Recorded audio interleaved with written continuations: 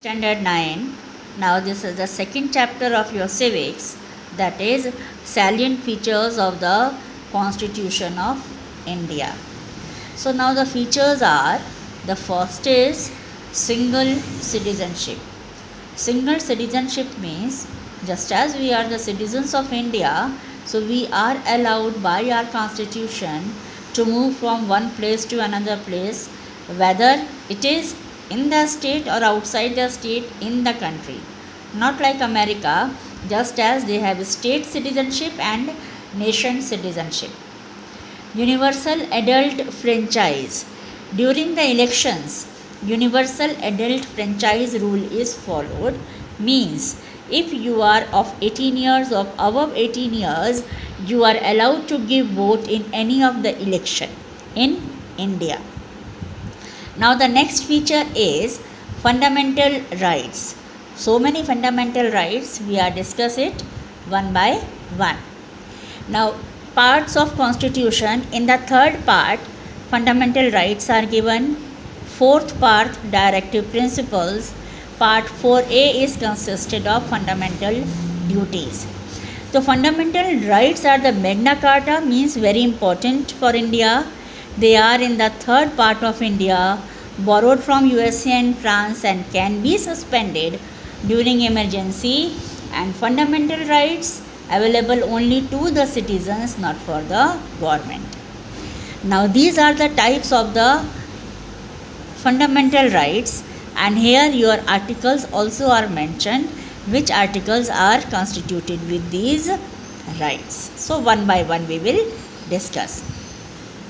A right to equality is consisted of the article 14 to 18. Article 14 says equality before law, means in front of law we all are equal, whether we belong to HIG, MIG or LIG, means high, medium or local income group. Prohibition of discrimination is given in article 15, means no discrimination based on caste, color, creed, etc. Article 17 says untouchability is prohibited, even it is a punishable offence, means if anybody follows it, he or she can be in the prison. 16 article says equality of opportunity, means everyone is equal in the country, so we have all the equality of opportunity whether we belong to any caste or creed. 18 article says abolition of titles, just as Rai Sahab, Khan Bahadur, Sardar Bahadur, because conferring such titles goes against the spirit of social equality. So all these article numbers as well as these headings you have to learn. Then comes right to freedom. It is also a group of 6 rights. They are freedom of speech, means whatever we wish we can say or express our views without harming others. We have the right to assemble anywhere but without weapons or arms. We can form any association or union which will benefit the society. We can move anywhere wherever we wish. We can reside anywhere, or you can say if we want to shift from one place to another place, we are allowed by the Constitution to go. Any occupation we can choose. Suppose you are a farmer but you want to leave it and go somewhere else to adopt any other occupation, this is also one of your right to freedom. Then comes right to freedom of religion. This is up to you. Which religion you want to follow? You are free to follow your religion at your own basis. You want to follow it with the minimum, low, or you can say very easy comforts, you are allowed. Then comes right against exploitation, consisted of article 23 and 24. Prohibition of traffic in human beings, means people, human being or forced labor is totally prohibited. Compulsory services are allowed for each and everyone. Means state can force people to do compulsory service for public purpose, means for the benefit of the public. Child labor, which is very important, that is totally prohibition.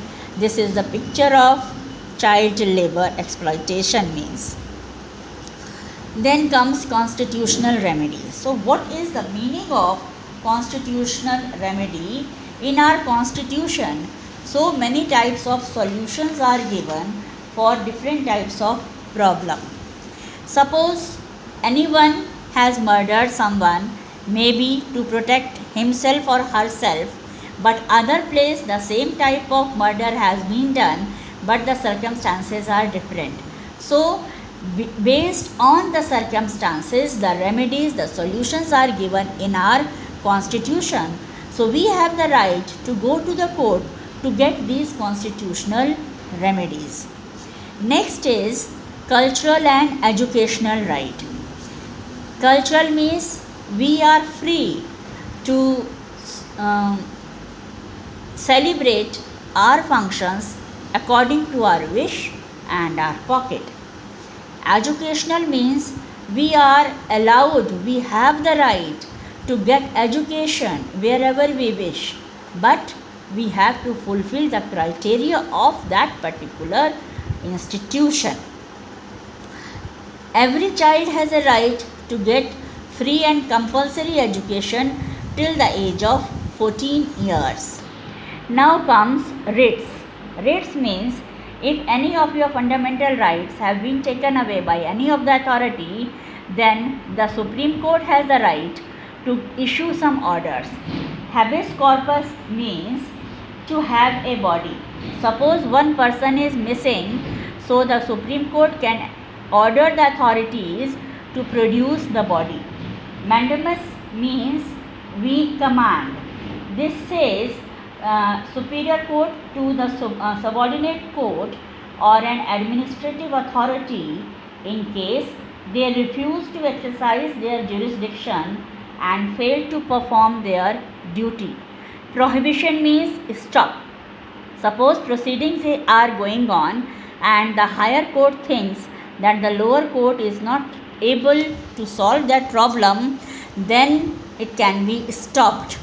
Now certiorari also means stop, but here the judgment is given but the Supreme Court denies to amplify the judgment. This is the difference only.